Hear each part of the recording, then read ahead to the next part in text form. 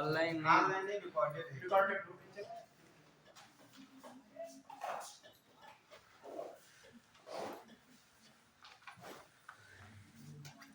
जैसे कल का हमने देखा था कि जो भारतीय संविधान की चीजें थी वो कैसे दो तरीके से चली। भारतीय संविधान सभा की मांग हो रही थी या भारतीय संविधान बनाने के लिए हम जिस तरीके से प्रयासरत थे, हमारा जो संघर्ष था, हमने वो दो रूपों में देखा।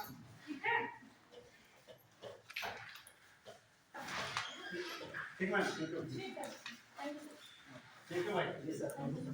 और ये कोई दिक्कत तो बताइएगा। कॉन्टैक्ट नंबर लिख लीजिए। कॉन्टैक्ट नंबर लिखिए 8787254640 8787254640 8787254640। आशीष भैया जी।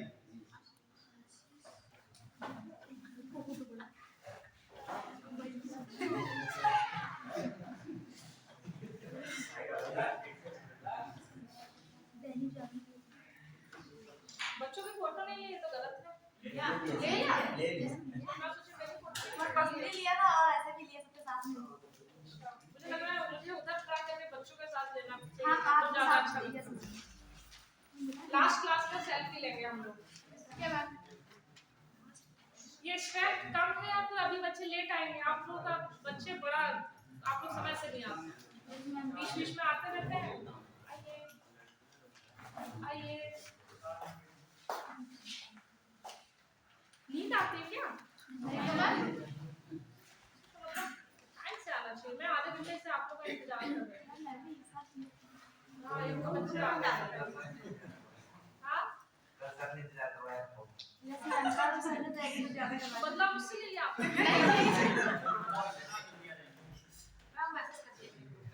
मैंने शायद मैसेज डाला था कि पॉलिटी की क्लास 1 बजे से होगी। मैं वैसे टाइम की पंक्चुअल, सपोज बस का इधर तो मैटर हो जाता है तो भाई पहले से सॉरी मैम, वही प्रॉब्लम है मैम। आपके यहाँ का रोड तो अच्छा है, टाइम से पहुंचा देते हैं 2 घंटे के अंदर, बस अच्छी मिली है। कोई वेट करना है बस के लिए यहाँ से भी मिल जाता है तुरंत फटाफट। हाँ, तुरंत मिल जाता है। जिस भी टाइम आओ 10 मिनट में बस निकल देती है। मैं मेरा इस हिसाब से एक्सपीरियंस अच्छा रहा है कि मैं जैसे गई मुझे बस लगी हुई मिल गई है, मैंने बैठा अपने खेत के लिए रवाना। हम बस जो इधर की लगी रहती है, देखो पेपर पर लगता है 10 मिनट पहले पहुंचते हैं, बस यहाँ से बस तुरंत मिल जाती है। बढ़िया है, मतलब मुझे हाँ, मुझे भी थोड़ा सा वो हो गया। रिवीजन कीजिए, पहले 5 मिनट रिवीजन करें ताकि जब हम आगे की यात्रा शुरू करें तो आप जुड़ पाए।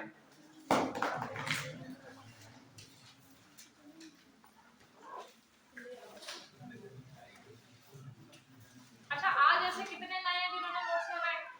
कोई नया है, नया चेहरा जिसने नोट्स बनाए हैं? 1 2 खड़े हुए थे, क्या हुआ? धोखे से उठ गए थे क्या आज? मैं पहली बार आया हूं, नोट्स बनाए। आप पहली बार आए हैं?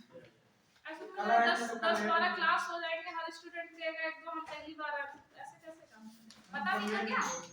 लेट हो गए थे आप?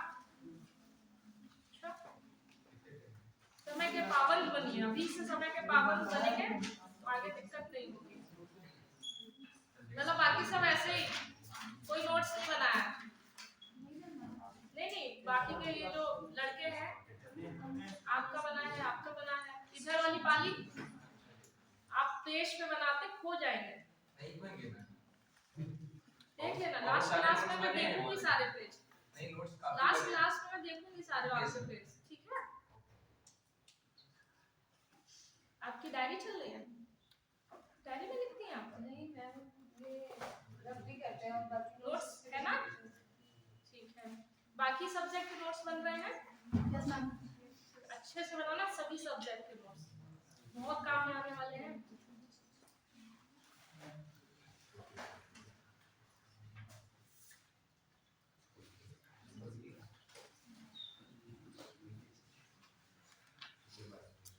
अच्छा, इससे पहले कौन कौन से बच्चे थे जो इस वाले बैच में भी थे, इससे पहले वाले बैच में भी थे? 1 2 3 तो एक आइडिया आप लोगों को ये तो होगा कि इससे पहले वाले बैच के टीचर्स अच्छे थे या इस वाले बैच के टीचर्स है ना? मुझे भी लगता है, मतलब आपके जो सोशल वेलफेयर ऑफिसर सर ने कहा था ठीक कहा था। तो मैं पहले कुछ कंफर्म नहीं रहता था ना कि क्वालिटी कहाँ चले गई या कौन सी क्लास होगी क्या होगा कुछ पहले ऐसे ही चल रहा था। जी कुछ कंफर्म नहीं था। एक दो टीचर थे जैसे ज्योग्राफी हो गए वो अच्छे थे और दूसरे तीसरे भी टीचर राय केवल एक घंटे की तो एक आपको परेशान हो जाते होंगे। डेढ़ घंटे में क्लास एक ही क्लास होती है। अच्छा, तभी वो ये पूरा प्रोसेस ही इस बार आए हैं फॉर्म में। तो आप लोग भी फॉर्म में आ जाइए। इसका पता नहीं कब तक चलेगी। हम्म, इसका मैं पता नहीं कब तक चलता है। हो सकता है कि एग्जाम स्टार्ट हो जाएंगे ना। इसका किसका? नहीं यहाँ पे है तो इस बैच में भी दुविधा है क्या? जी नहीं, मुझे लगता है ऐसा होना नहीं चाहिए। मैं सबसे बात करके चलूंगी, उनको थोड़ा सा पर्सनली बोलूंगी ऐसा मत कीजिए, क्योंकि मैं फिर अपना 100% नहीं दे पाऊंगी तो फिर मैं ऐसे नहीं आ पाऊंगी ना। कोई भी काम कीजिए अपना 100% ना दे पाए तो फिर उस काम का मतलब नहीं है। ऐसा होगा नहीं, मैं आश्वस्त करती हूँ कि ऐसा ना हो इस बैच में। तो एग्जाम जब चलते तो एग्जाम का यहाँ से क्या लेना देना? बोर्ड के सेंटर आते हैं। अच्छा, बोर्ड का सेंटर आता है यहाँ, है ना? यस सब कुछ यही कॉपी वगैरह हर चीज पूरा सेंटर है रहेगा यहाँ। अच्छा, तो ये वाला क्लास दे देते हैं क्या? मतलब हमारा तो एक अलग है, जैसे एक जैसे सरकार ने अगर इसको किया है तो इसका मतलब ये तो नहीं कि कोई दूसरा इसके पैरेलल चीज चलेगी तो उसको बंद कर देगा, ऐसा है नहीं होगा। मैम कायदे से बाहर कहीं कर देंगे उम्मीद ये है क्योंकि बोर्ड एग्जाम है, सारी गाड़ियां या जो भी अधिकारी आएंगे तो पहले ही जो है मतलब वैसे हम लोग किसी के एरिया में आ जाएंगे कोई बात हो जाएगी। हाँ जी कहीं और शिफ्ट कर देंगे हाँ ना? उम्मीद यही है मैम कि चलेगी क्लासेस पर हम आप सब लोगों को कहीं मैं आपके आंदोलन में साथ हूँ, परेशान छात्रावास मत होइए। मेरे छात्रावास में ही यहाँ तक हो जाएंगे। आपके आंदोलन में मैं साथ हूँ। आइए, अभी तक बच्चे आ ही रहे हैं। अब ऐसा है ना कि फिर जो बच्चे आए हुए हैं वो छूट जाते हैं, फिर वो मुंह की तरफ देखते रहते हैं क्या चल रहा है। इसलिए मैं चाहती हूँ कि आ जाए, तब तक आप लोग रिवीजन कीजिए। मुझे लग रहा है इस बैच में लड़कियां बहुत वो हो गई हैं, सशक्त हो गई हैं, सबके मुस्कुराते चेहरे दिखते रहते हैं।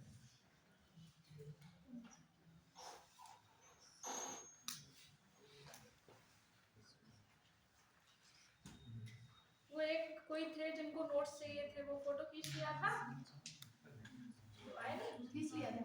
खींच लिया था।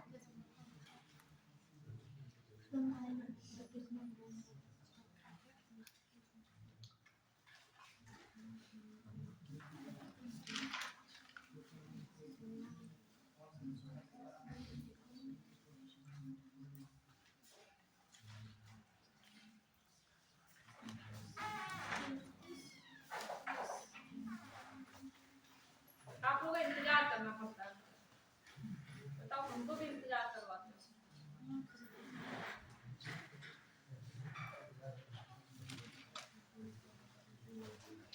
कल से ग्रुप में मैसेज डाल देती हूँ, सभी लोग समय से आएंगे, वरना गेट अंदर से बंद कर दूंगी तो बाहर बैठना।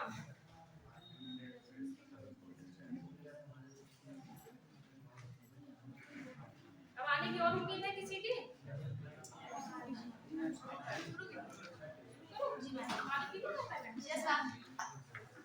पानी में कितनी कैलोरीज होती हैं? पानी में कितनी कैलोरीज होती हैं? Any idea?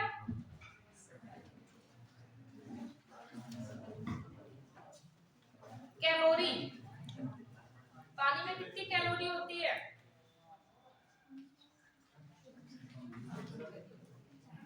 हाँ?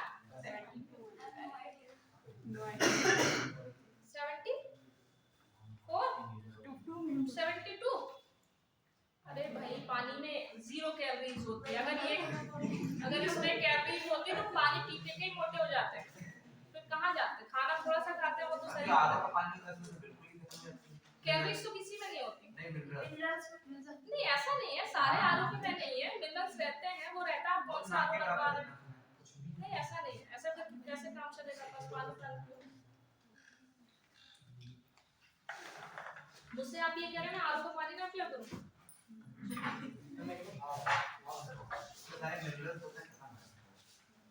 एक्चुअली क्या है ना, मैं थोड़ा भी इधर उधर का पानी पी लूं तो फिर मुझे बहुत समस्या होने लगती है, तो मैं बचती हूँ पानी पीने से नॉर्मल।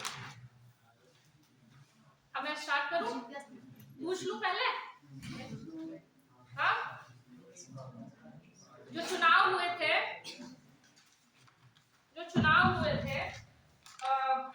टोटल इसमें कितने लोग थे? बंद करो, अभी रोएंगे बच्चे आगे। इसमें कितने हुए थे, मतलब किसमें कितने लोग थे आगे?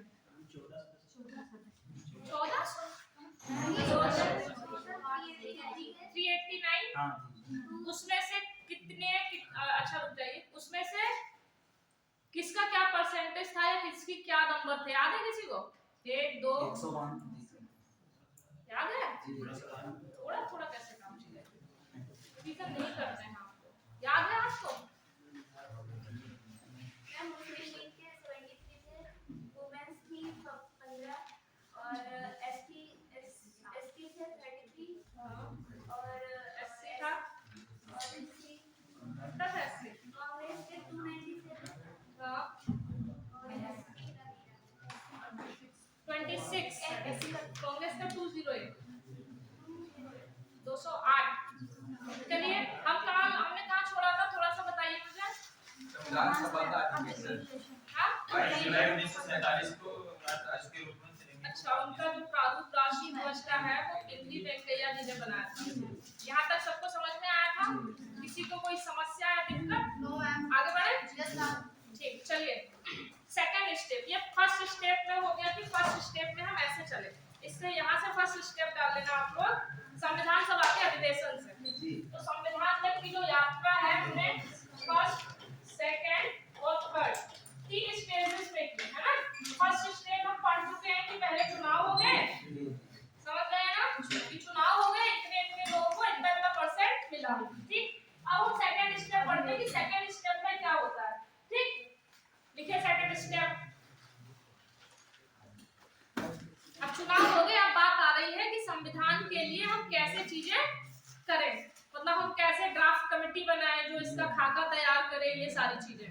तो सेकंड स्टेप में यही था, लिखिए भारतीय संविधान के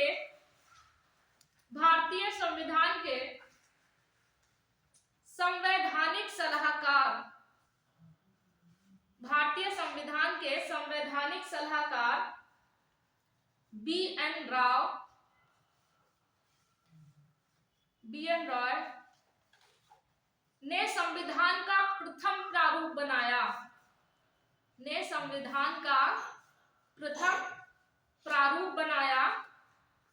इस प्रारूप पर विचार विमर्श के लिए 29 अगस्त 1947, it should be underline कर लेना, इन्वर्टेड कॉमा में कर लेना, 29 अगस्त 1947 को डॉक्टर वी आर अंबेडकर की अध्यक्षता में ड्राफ्टिंग कमेटी या प्रारूप समिति, ड्राफ्टिंग कमेटी का गठन किया गया, ठीक है। सब कुछ बन गए थे। अब पहली प्रोसेस क्या हुई कि हमने सबसे पहले बी.एन. राव ने ऐसा बताया कि ऐसा एक प्रारूप होना चाहिए, उस प्रारूप में विचार विमर्श करने के लिए अंबेडकर जी की अध्यक्षता में एक ड्राफ्टिंग कमेटी बनी, समझ पाए? आगे बढ़ते हैं। नेक्स्ट लिखिए नेक्स्ट पॉइंट, ड्राफ्टिंग कमेटी ने, जिसकी अध्यक्षता किसने की? ड्राफ्टिंग कमेटी ने 21 फरवरी 1948, लगभग एक साल, 21 फरवरी 1948 को अपनी रिपोर्ट पेश की, जिसमें कुछ संशोधन किए गए और बाद में इसे स्वीकार कर लिया गया, जिसमें कुछ संशोधन किए गए और बाद में इसे स्वीकार कर लिया गया। 1 साल तक कमेटी ने छूट गया, अपनी रिपोर्ट पेश की, इसमें कुछ संशोधन किए गए और उसके बाद इसे स्वीकार कर लिया गया। मतलब ड्राफ्टिंग कमेटी ने 1 साल लगाया कि कैसे चीजें होनी चाहिए। इसीलिए बी.आर. अम्बेडकर को क्या कहते हैं? फादर ऑफ, समझ गए? इसलिए कहते कि उस पे सबसे ज्यादा दिमाग खपाया या फिर सबसे ज्यादा एनालिसिस किया, सबसे ज्यादा किसी का योगदान था, वो किसका था? बी.आर. अम्बेडकर जी का। ठीक, समझ पाए? नेक्स्ट लिखिए। 26 नवंबर 1949 को हमने किसी भी चीज में जल्दी नहीं की, फिर हमने 1 साल लिया लगभग। 26 नवंबर 1949 को संविधान पूर्ण रूप से बनकर तैयार हो गया। संविधान पूर्ण रूप से बनकर तैयार हो गया। जो भी डेट आएगा ना अंडरलाइन कर लिया, तो बन गया। इसी दिन संविधान सभा ने संविधान को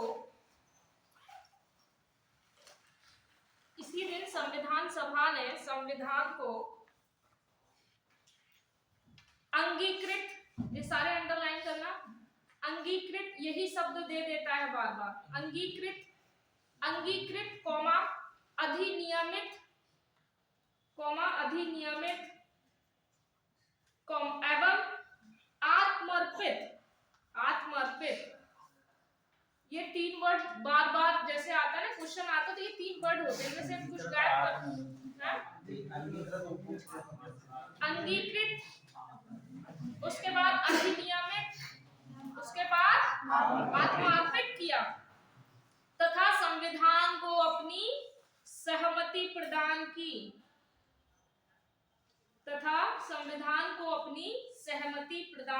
की, नेक्स्ट उसी में लिखे, इसी दिन डॉक्टर राजेंद्र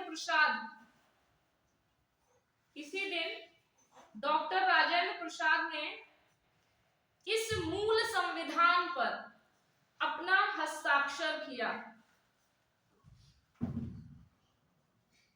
डॉक्टर राजेंद्र प्रसाद ने इस मूल संविधान पे जो हमने बनाकर तैयार किया था उस पे अपना हस्ताक्षर किया। नेक्स्ट पॉइंट, इस मूल संविधान में 395 अनुच्छेद, 395 आर्टिकल, 395 अनुच्छेद, 22 भाग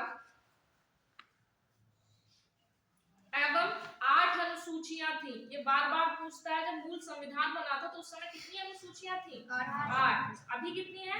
12। इस बात को कंफर्म रखना, ठीक है? फिर लिखिए वर्तमान में, इसी में कुछ कोष्टक में लिख लीजिए, वर्तमान में अनुच्छेद के आगे लिख लीजिए 395, इतने ही है, क्लॉज करके जुड़ते गए तो वो बात अलग है, फिर वो बहुत आगे चलेगी। 395 ही है, बस जो बढ़ा है वो 12 अनुसूचियां, वो याद रखना, ठीक है? भाग कभी कभी 25 भी आता है, ठीक है? वो 25 भाग क्या है ना, जब मूल संविधान की याद आएगी तो 22 ही लिखेंगे, ठीक? कंफर्म? नेक्स्ट पॉइंट, व्यय लिखिए, संविधान बनाने में टोटल व्यय कितना हुआ, खर्चा 64 लाख, व्यय करके आगे लिखिए 64 लाख रुपए हमने संविधान बनाने पे खर्च किए। समय, व्यय के आगे लिख दीजिए 64 लाख और फिर समय के आगे लिखिए 2 वर्ष 11 माह 18 दिन। वाचन, मतलब उसपे हमने कितनी, एक तरीके से वाचन किया, उसपे कितना हमने विचार विमर्श किया, तो लिखिए वाचन 3 हुए। दूसरे वाचन में सर्वाधिक समय लगा, जो दूसरा वाला था उसमें हमने सबसे ज्यादा टाइम लिया।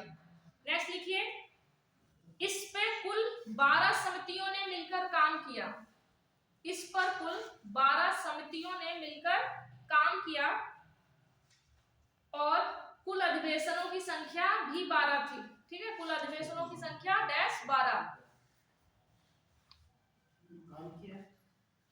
कुल अधिवेशनों की संख्या डैश 12। ठीक, इतनी चीजें हो गई। अब थर्ड स्टेप डालो। थर्ड स्टेप में जो आखिरी स्टेप था उसमें क्या क्या चीजें हुई, ठीक है? कुल अधिवेशनों की संख्या 12। हाँ 12 नहीं 12, 11 प्लस 1 जो आखिरी वाली बैठक है ना उसको भी हम जोड़ते हैं। ठीक, टोटल 12। बहुत सी बुकों में चीजें गलत लिखी हुई हैं। इसमें जितनी भी चीजें हैं जो एग्जाम में या फिर यूपीपीएससी ने जितना भी माना है वही चीजें हैं, ठीक है? स्टार्टिंग में क्या होता था, जब आयोग के क्वेश्चन होते थे ना तो बहुत मतलब गड़बड़ी रहती थी। 12-12 13 क्वेश्चन में गड़बड़ी रहती थी। तो इसलिए क्या होता था, दिक्कत हुई तो किताब वाले क्या करते थे, वही छाप देते थे। वो ये नहीं देखते थे कि आयोग ने जब रिवाइज आंसर की थी दी उसमें उन्होंने किस आंसर को माना, तो वो ये नहीं देखते थे। लेकिन इस समय वर्तमान में आयोग ने बहुत अच्छा काम किया, इसमें कोई डाउट नहीं है। जैसे आप लोगों का वर्तमान में बहुत अच्छा चल रहा है, ऐसे ही समय के साथ चीजें अच्छी होती हैं, बशर्ते प्रयासरत रहें। नेक्स्ट पॉइंट, थर्ड स्टेप डाल लीजिए। 24 जनवरी 1950 को संविधान सभा की अंतिम बैठक हुई। 24 जनवरी 1950 को संविधान सभा की अंतिम बैठक हुई। इसी दिन या इसी बैठक में संविधान सभा के 284 सदस्यों ने इसी बैठक में संविधान सभा के 284 सदस्यों ने मूल संविधान पर इसी बैठक में संविधान सभा के 284 सदस्यों ने मूल संविधान पर अपने हस्ताक्षर किए। साथ ही रविंद्रनाथ टैगोर द्वारा लिखित जनगण मन को राष्ट्रगान के रूप में स्वीकार किया एवं बंकिम चंद्र चटर्जी द्वारा लिखित वंदे मातरम को राष्ट्रगीत के रूप में संविधान सभा ने मान्यता प्रदान की। तो दो चीजें कंफर्म कर लेना। जो 24 जुलाई वाला केस था 1947, उसमें क्या क्या हुआ था, राष्ट्रध्वज को हमने अपनाया था और राष्ट्रगान तो इसमें राष्ट्रध्वज को ही अपनाया था केवल। तो ये जो हुआ है लास्ट जो बैठक हुई है 24 जनवरी, ठीक है, इसमें हमने सारी चीजें, राष्ट्रगान बस एक ही चीज याद रखना कि हमने वहां पे हमने तिरंगा को लिया था। इसके बाद अब सीधा सा मतलब एक थोड़ा सा दिमाग भी लगाएंगे कि अगर सारी चीजें खत्म हो जाती है तो हम दो ही चीजें करते हैं। स्टार्टिंग हम किससे करेंगे, वंदे मातरम गीत से करते हैं, और अपना अंत जो होता है वो हम राष्ट्रगान से कर देते हैं, है ना, या कभी कभी राष्ट्रगान से शुरुआत भी हो जाती है। तो इसलिए अंतिम में तो ऐसे कभी कंफ्यूज हो जाओ कि कब राष्ट्रगान था, कब राष्ट्रगीत था, या कब ध्वज था। तो ध्वज हमने पहले ही लहरा दिया कि अब हम ध्वज लहरा के हमने क्या बता दिया कि अब हम स्वतंत्र हो गए हैं, हमने अपना संविधान बना लिया है इस तरीके से ना। जो सबसे लास्ट में है, सबसे लास्ट में हमने एक एंजॉय किया। एंजॉय में हम क्या करते हैं, गाना गाते हैं, गीत गाना गाते हैं ना। तो गीत वाले जितने भी हैं जनगण मन और राष्ट्रगीत, तो ऐसी चीजें क्लियर हुई। कंफ्यूज बहुत होते कि कौन से दिन क्या चीजें हुई, तो थोड़ा सा दिमाग लगाइएगा कि कौन से दिन क्या चीजें हो सकती हैं। ठीक, नेक्स्ट कहाँ थे। साथ ही बंकिम चंद्र चटर्जी द्वारा लिखित वंदे मातरम गीत को राष्ट्रगीत के रूप में आप लिख नहीं रहे हैं, अच्छा, गीत के रूप में संविधान सभा ने मान्यता प्रदान की। मैम लिखित की रचित है क्या रचित होगा, लिखित नहीं होगा। क्या लिखित जी वो अब ये मतलब इतनी हिंदी नहीं वो सही है, लेकिन अच्छा ठीक है, जो होगा वो आप लिख लीजिए। लिखित और रचित, रचा मतलब रचना की गई। नहीं वो पत्ते में है ना। अच्छा अभी है गद्य वाली ना, ऐसे कब इसी दिन डॉक्टर राजेंद्र प्रसाद, देख लो लास्ट वाली स्टेप में, थर्ड स्टेप में इतनी सारी चीजें होंगी तो दिमाग में बिठाते रहना। इसी दिन डॉक्टर राजेंद्र प्रसाद को राष्ट्रपति चुना गया। डॉक्टर राजेंद्र प्रसाद को राष्ट्रपति चुना गया और संविधान सभा को भंग कर दिया गया। और संविधान सभा को भंग कर दिया गया। क्यों कर दिया गया? क्योंकि अब हमें उसकी जरूरत नहीं थी, अब हम एक सरकार बनने जा रहे थे। ठीक, भंग कर दिया गया। वास्तव में इसी में लिखिए, वास्तव में देखा जाए तो यही संविधान सभा अंतरिम संसद के रूप में कार्य करने लगी। यही संविधान सभा अंतरिम संसद के रूप में काम करने लगी। नवजात संसद भी कह सकते हैं, नई संसद बनी थी। ठीक, नेक्स्ट लिखिए 26 जनवरी 1950। नेक्स्ट पॉइंट 26 जनवरी 1950। 26 जनवरी 1950 को संविधान को लागू कर दिया गया।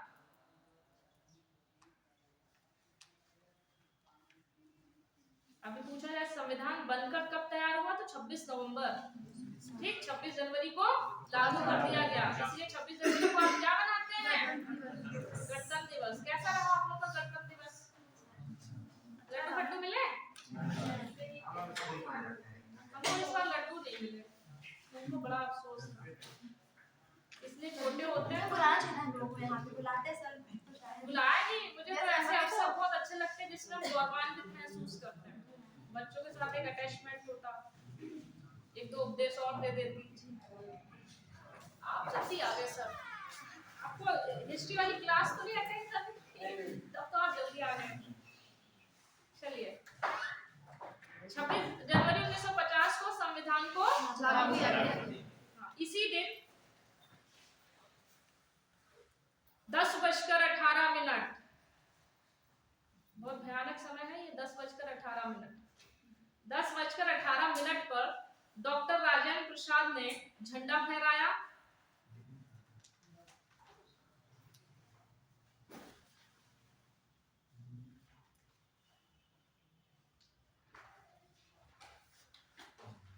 साथ ही भारत के प्रथम chief justice of India, Bharat के प्रथम मुख्य न्यायाधीश, साथ ही भारत के प्रथम मुख्य न्यायाधीश एच.जे. कानिया, एच.जे. कानिया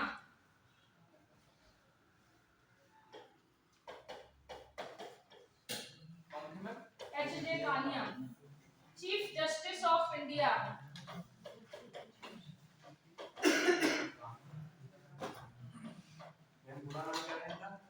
अब एच.जे. कानिया हमको ऐसे याद नहीं, एक बार क्या हुआ था, पीसीएस में ऐसे क्वेश्चन पूछा गया था, किसी को ऐसा आइडिया नहीं था कि भारत के प्रथम चीफ जस्टिस जो महोदय हैं उनका नाम पूछ लेंगे। मेरे नोट्स में लिखा था, मैं बहुत खुश हो रही थी, मैं अपने दोस्तों से कह रही थी देखो मैंने लिखा था, इसलिए हल्के में नहीं लेना चाहिए किसी को। सही बात है। लिखिए अगला पॉइंट। हाँ, नेक्स्ट पॉइंट। इसी दिन भारत सरकार ने, अब हम सरकार बन गए हैं, इसी दिन भारत सरकार ने सारनाथ में स्थित अशोक स्तंभ को राजकीय चिन्ह के रूप में, इसी दिन भारत सरकार ने सारनाथ में स्थित अशोक स्तंभ को राजकीय चिन्ह के रूप में, राजकीय चिन्ह के रूप में स्वीकार किया। नोट करके लिखो, नोट करके, हाँ नोट करके लिखिए, ऐसे पता रहता है कि ये थोड़ा सा इंपॉर्टेंट है। नोट करके लिखिए, मूल संविधान, सॉरी संविधान मूल रूप से, या मूल संविधान मूल रूप से इंग्लिश में है। जो मूल संविधान है वो किसमें है? इंग्लिश में है। हिंदी में ये प्रतिलिपियां बनाई गई हैं हमारे समझने के लिए, इंग्लिश में है। जो संसद के केंद्रीय कक्ष के अनेक्सी भवन, अनेक्सी जो संसद के केंद्रीय कक्ष के एनेक्सी भवन या एनेक्सी बिल्डिंग एनेक्सी भवन में रखा हुआ है।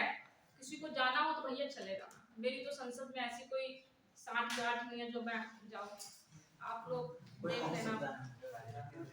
ठीक,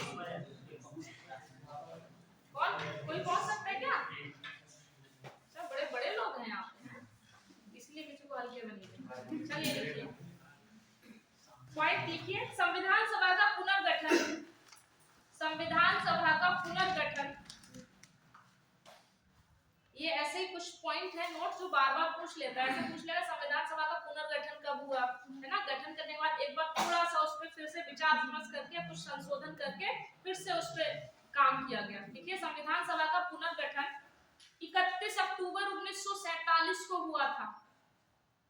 ऐसे ऐसे क्वेश्चन सीधा पूछ लेगा, संविधान सभा का पुनर्गठन कब हुआ? ठीक, 31 अक्टूबर 1947। नेक्स्ट पॉइंट, संविधान सभा के प्रथम उपाध्यक्ष एच.सी. मुखर्जी। एच.सी. मुखर्जी संविधान सभा के प्रथम उपाध्यक्ष एच.सी. मुखर्जी। नेक्स्ट, मौलाना अबुल कलाम आजाद ने कहा है, अब जैसे कुछ हम ये लिखते हैं, जैसे अब संविधान बन के तैयार हो गया, अब लोगों ने टिप्पणियां करनी शुरू की। कभी कभी टिप्पणियां पूछ लेता है किसने ऐसा कहा, ठीक, तो अब वो टिप्पणियां लिख लीजिए। मौलाना अबुल कलाम आजाद ने कहा कि संविधान सभा में वयस्क मताधिकार को 15 वर्ष के लिए बढ़ा देना चाहिए। मताधिकार को 15 वर्ष के लिए बढ़ा देना चाहिए। नेक्स्ट, ऑस्टिन ने कहा, या ऑस्टिन करके डैश कर लो डायरेक्ट, ऑस्टिन ने क्या कहा? संविधान सभा कांग्रेस थी, या संविधान सभा कांग्रेस थी, लिखिए पहले। संविधान सभा, ऑस्टिन ने कहा है ये, संविधान सभा कांग्रेस थी और कांग्रेस भारत था। कितनी सांप्रदायिकता वाली बात की। अंग्रेजों का यही रहता, तो बीच बीच में ऐसी बातें कर। ऑस्टिन, ऑस्टिन, ठीक है। ऑस्टिन ने कहा संविधान सभा कांग्रेस थी और कांग्रेस ही भारत था। मतलब वो इनडायरेक्टली ये कहा कि भारत पर अगर किसी का राज है तो किसका है? हाँ, तो ये कैसी बात हुई? सांप्रदायिक बात हुई। मुस्लिम लीग को एक तरीके से भड़काने के लिए, हमारा एक दूसरा जो वर्ग है उसको कैसा फील कराने के लिए हतोत्साहित करने के लिए, ताकि वो किस लिए प्रिपेयर हो, या ताकि वो क्या करे? हिंसा करे। और हिंसा करेगा तो गवर्नमेंट तो मजे ही रहते थे। वो कहता था अब हिंसा हो रही है तो हम ही देखेंगे कानून, ठीक है, आप इस लायक है नहीं। बार बार ब्रिटिश ये कहते थे आप लोग आपस में लड़ते झगड़ते रहते हैं, आप इस लायक हैं कि आप संविधान बना सकें? ऐसी बातें करते थे। पहले खुद भिड़ाते थे, उसके बाद ऐसी बातें करते थे। तो जनता भी सोचती थी हाँ यार ऐसा तो है तो सही कि हम आपस में ही लड़ते रहते हैं। ब्रिटिश की अच्छी अगर सारी चालों को किसी ने समझा, दैट इज ओनली वन। कौन? महात्मा गांधी।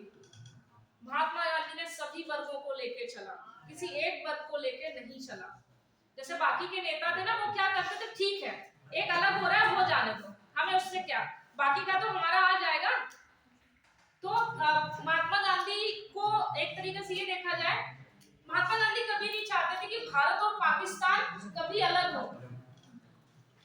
आपस में बात मत कीजिए, भारत और पाकिस्तान कभी अलग हो। गांधी जी हमेशा कहते थे वो हमारा दूसरा हाथ है, एक शरीर के दो हाथ होते तो वो हमारा दूसरा हाथ है, वो हमारे भाई हैं अपने।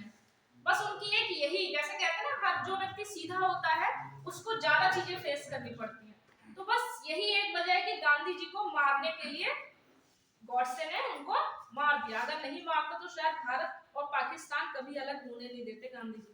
उनका कहना था वहां वालों का कि जो है पाकिस्तान को जो है यहाँ से बांग्लादेश के लिए रास्ता दिया जाए। किसको?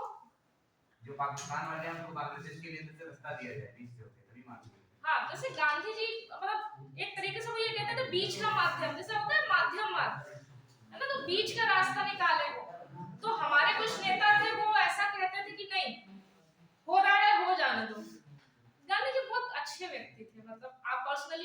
पढ़ेंगे, मैंने उनके बहुत से ग्रंथ पढ़ रखे हैं, उनके जैसा मुझे नहीं मिला कोई, उनके जैसा शायद है भी नहीं कोई। जैसे हम इतनी कंट्रोवर्सी करते हैं महात्मा गांधी के नाम पे, कभी आप जब उनको पढ़ेंगे तो आपको समझ में आया उन्होंने जो किया, अगर वो नहीं करते तो ना आप यहाँ होते ना हम यहाँ होते। ठीक है ना। गांधी जी बहुत नाराज रहते थे नेहरू जी से, इसीलिए। चलिए, यही वजह है कि गांधी जी ने क्रांतिकारियों को एक अपना सपोर्ट नहीं दिया, क्योंकि वो जानते थे अगर मैंने क्रांतिकारियों को सपोर्ट दे दिया तो ब्रिटिश तो पहले से बैठी थी, ये कुछ करें और हम इनको मार दें, है ना। शायद लोग इस बात पे उंगली उठाते हैं कि गांधी जी ने जो गोलमेज सम्मेलन हुए थे उसमें चंद्रशेखर और बाकी लोगों की बात नहीं की थी, वो इसीलिए नहीं की थी। अगर वो चंद्रशेखर और बाकी लोगों की बात कर देते ना तो हमारी जो पूरी जनता थी उसमें एक ये मैसेज आता कि क्रांतिकारी आंदोलनों से ही भारत को आजाद कराया जा सकता है, जो कि गलत था। गांधी जानते थे ऐसा कभी हो ही नहीं सकता था। क्रांतिकारी एक जैसे एक पीक होती है, जैसे अगर हम ऐसे जा रहे हैं ना तो हमको ये रास्ते तय करने पड़ेंगे, इसको छोड़ के हम डायरेक्ट ये नहीं पहुंच सकते। जैसे अगर ये सीढ़ी है तो हर एक का मतलब एक वो है ना, तो लोग क्या कहते थे कि हम डायरेक्ट ऐसे पहुंच जाए, जो पॉसिबल नहीं था। गांधी जी इस बात को बहुत अच्छे से जानते थे, यही वजह है उन्होंने क्रांतिकारियों का कभी भी समर्थन नहीं किया, समझे। तो किसी को जज करने से पहले उसके बारे में बहुत अच्छे से पढ़ लीजिए। आपको लगता है कि नहीं किसी को भी, जैसे आपको अगर किसी को जज करना हो, जैसे ऐसे मेरा एक नजरिया है, जैसे कभी भी पॉलिटिकल पार्टियों की बात आती है, चाहे वो भाजपा हो, चाहे कांग्रेस हो, चाहे सपा बसपा, जो भी समर्थक होगा वो अपनी पार्टी का एकदम कहेगा मुझे ये पता है। अगर आप जानना चाहते हैं कि वो सच में लॉयल है या वो सच में पक्षपाती नहीं है तो उससे ये कहिए, अगर जैसे वो कांग्रेस का समर्थन करता है, ठीक है, तो वो उसी का गुणगान गाएगा, तो आप उससे बस इतना कहिए ये तो ठीक है, आप मुझे इतना बताइए कि भाजपा के क्या गुण हैं।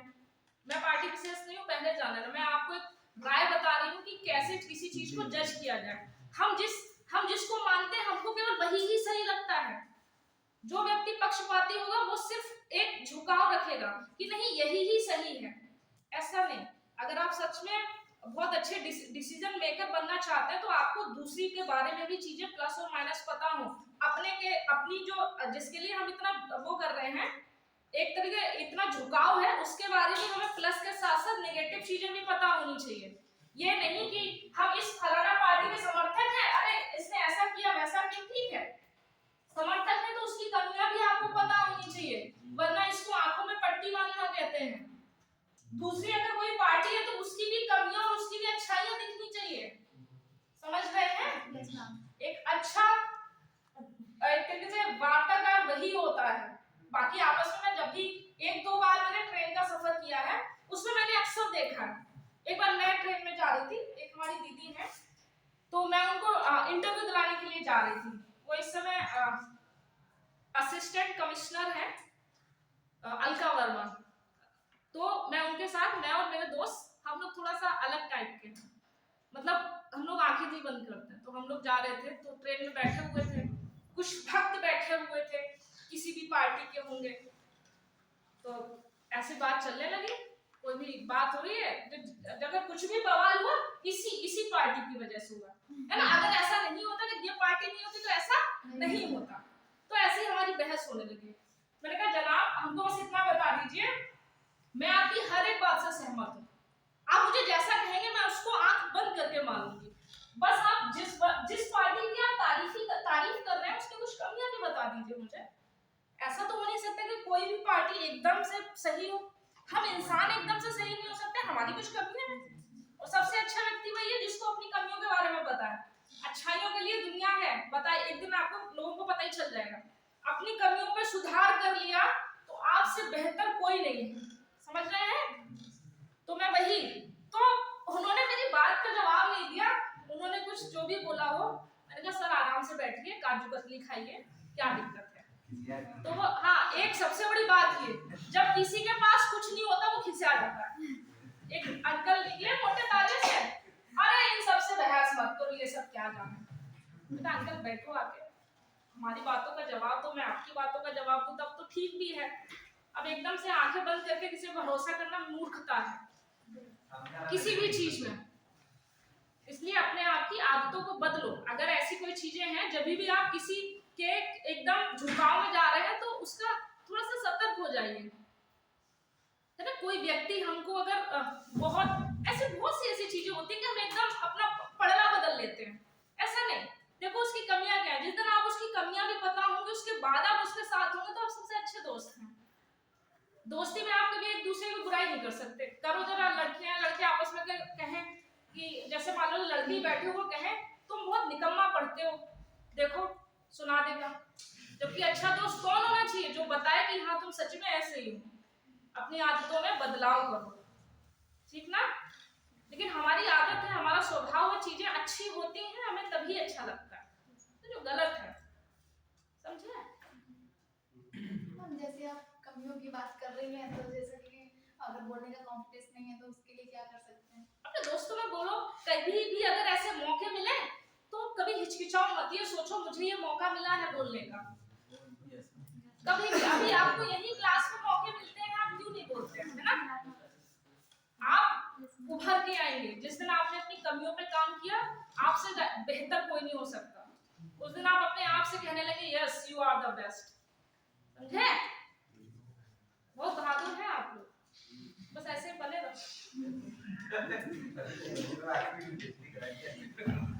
आपस में कभी भी बैर मत रखिए, एक अच्छा फैमिली बना के चलिए, है ना। जब सपोज करो क्लास खत्म होते होते आप लोगों में कितनी अच्छी बॉन्डिंग हो जाए कि किसी का कोई भी काम पड़े आप लोग हाजिर हैं, दैट शुड बी यूनिटी। वो यूनिटी होती है, मतलब होनी चाहिए, है ना। पता चला ये क्लास खत्म हुई, लड़कियों का स्पेशली वो कभी एक लड़की दूसरी लड़की का साथ नहीं देती, ऐसा है ना। लड़के बहुत फ्रैंक होते हैं, लड़के आपस में अगर कोई दिक्कत होगी ठीक है भाई मैं आ रहा हूँ ऐसे बोल देते हैं। लड़कियां क्या होती हैं, वो सोचती है, पता नहीं क्यों इतना सोचती है, भाई मदद दोस्त है मदद करना है बात खत्म। लड़कियां सोचती है अच्छा ऐसा ऐसा इसने ऐसे नहीं किया तो वो नहीं करना है। लड़कियों में थोड़ा सा जलसी होती है कि कहीं ये आगे ना निकल जाए या कहीं ये ना हो जाए। मैं अगर लड़कियों की तारीफ करती हूँ तो कमियों पे भी, लड़के बहुत फ्रैंक होते हैं इसमें। अगर कभी भी काम पड़े ना एकदम हाजिर रहते हैं। ये मेरा खुद का मतलब वो है, लड़कों की तारीफ नहीं कर रही हूँ मैं, ठीक है। जो है जैसा है उसको वैसा ही कहा जा सकता है। अगर हम अपनी इस कमियों को सुधार ले, जैसे लड़कियां हैं आप लोग, यूनिटी बहुत बड़ी चीज होती है। अगर आप लोग अपनी एक यूनिटी बना ले और कुछ भी करें, देखो क्या नहीं कर जाएंगे आप। तो ये सुधार लो, ठीक है। पढ़े आप? Yes ma'am. बहुत मोटिवेट होइए। चलो नेक्स्ट लिखिए, कहाँ पहुंच गए थे। ऑस्टिन ने कहा था, उसके बाद क्या ऑस्टिन ने कहा था संविधान सभा का ऑस्टिन, ठीक, ऑस्टिन के बाद लिखिए। यहाँ पे गाइडेंस अच्छा मिल जाता है, हौसला भी मिल जाता है सामने। हौसला बहुत बड़ी चीज है। अगर हौसला बना रहे ना, थोड़ा बहुत भी पढ़ोगे चलेगा, थोड़ा बहुत इन द सेंस कि कॉन्फिडेंस रहता है ना, तो आधी चीजें हमारी वैसे बोलने के कॉन्फिडेंस के बारे में, तो इसलिए मैंने आपको पूछा। हाँ सच में कॉन्फिडेंस बहुत बड़ी मैटर चीज है। सपोज पहले मेरे साथ क्या होता था, मान लो मैंने कोई चीज तैयार की है, मैंने अपना बहुत अच्छे से पढ़ा, बहुत एकांत में, पहले मैं बहुत एकांत रहती थी, ज्यादा किसी से मिलती जुलती नहीं थी, तो क्या मैंने खूब सारा पढ़ा। एग्जाम में जाते मैंने इतने सारे लोग देख लिए, है ना, दिमाग खराब हो गया। उसके बाद मैंने फॉर्म देख लिया, 5 लाख में डाला है, 6 लाख में डाला, और दिमाग खराब हो गया। तो जब तक हम मिलते नहीं ना, हम एनर्जी तब तक एक दूसरे से शेयर नहीं करते, तो हमको पॉजिटिव वाइब्स नहीं आती।